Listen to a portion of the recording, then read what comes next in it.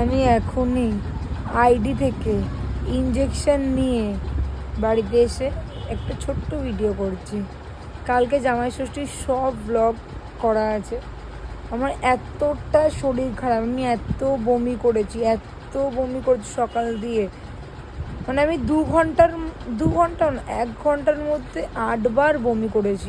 এত শরীরটা খারাপ আমার, আমি পাচ্ছি না। মানে লাস্টে দীপ না পেরে আমাকে বাধ্য হয়ে হসপিটাল নিয়ে গেল। ঠিক আছে, প্রাইভেটে দেখাতে গেছিলাম। উনি হচ্ছে এত লাইন, আমি ওখানে দাঁড়িয়েও বমি করে দিয়েছি। মানে এত শরীর খারাপ, তো ওই জন্য আমাকে আইটিতে নিয়ে গেল। আর এখান দিয়ে মানে যেখান দিয়ে আমাকে সুই অ্যাকচুয়ালি নিয়েছিল, ঠিক আছে, ওখান দিয়ে আবার মানে সেই দিন যে ব্লাড টেস্ট করাতে গেলাম, ব্লাড নিয়েছিল, ওখান দিয়ে আবার এই সেম জায়গাতে সুই ঢুকিয়েছে। ভাই আমি পাচ্ছি না।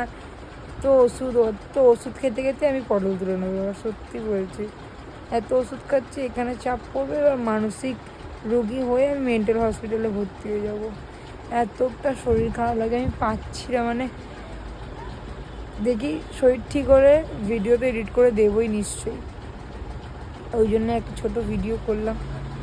এখন বর বললো যে কিছুদিন যাও, ওই বাড়ি কি থাকো, কেন কি দেখো এখানে তো মানে কি বলবো, শাশুড়ি বা কেউ থাকলে একটা হতো, কিন্তু এখানে না মানে যত্ন নেওয়ার ঠিক কেউ নেই। কেন আমার শ্বশুরও, ওনারা বয়স হয়েছে, বর কাজে যায়, সবসময় কাজ ফেলে আমার সামনে পড়ে থাকবে।